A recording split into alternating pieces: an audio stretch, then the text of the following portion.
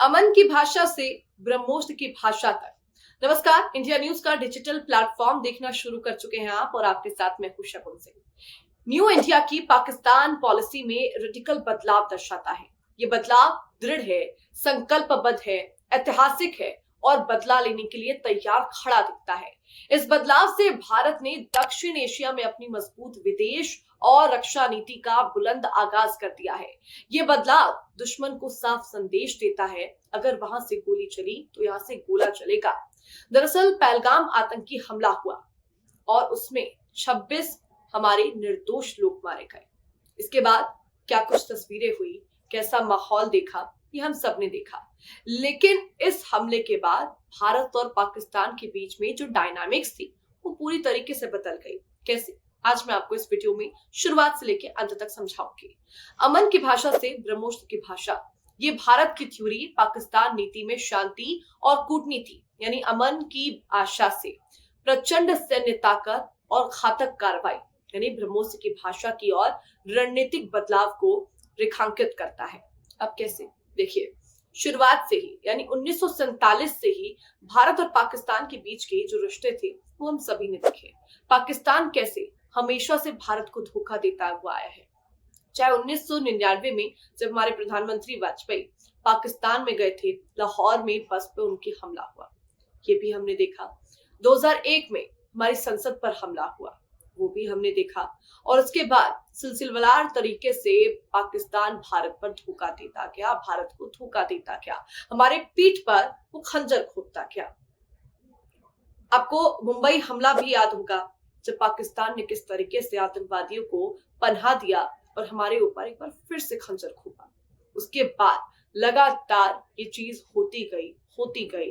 भारत सहता गया।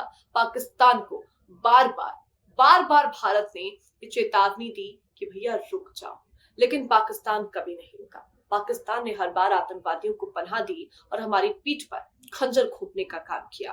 मैंने आपको 1999 का वो वक्त बताया जब लाहौर गए थे हमारे प्रधानमंत्री, उनके बस पर हमला होता है। उसके बाद पाकिस्तान ने क्या रुख दिया कि इसमें हमारा कोई हाथ नहीं था।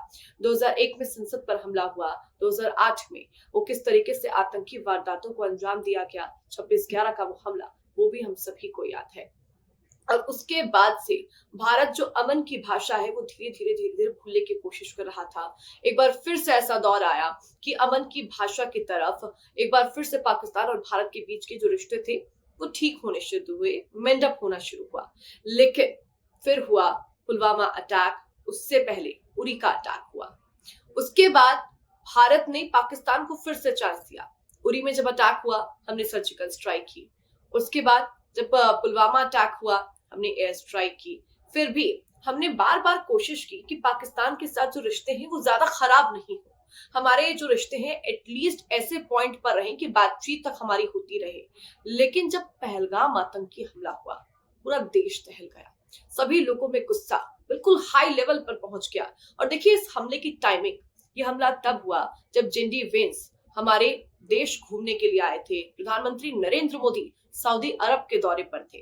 पहलगाम हमले के बाद तुरंत हमारे प्रधानमंत्री वापस भारत आए, पूरी रणनीति बनाई गई इसको लेकर। और उसके बाद 7 मई की वो तारीख आप सभी को याद होगी। 7 मई को ऑपरेशन सिंदूर हुआ। लेकिन उससे पहले हमने धीरे करके पाकिस्तान की कमर तोड़ने की कोशिश की। अब आपको वो भी मैं समझाती हूँ। देखिए, भारत ने सिंधु जल समझौता रद्द कर पाकिस्तान को सबसे पहले चोट दी। एक रणनीतिक कदम था। इसके अलावा भारत ने दिल्ली स्थित पाकिस्तानी उच्चायोग से बड़े पैमाने पर पाकिस्तानी राजनयिकों को भारत से चलता कर दिया, यानी कि बोला कि भैया वापस अपने देश चले जाओ।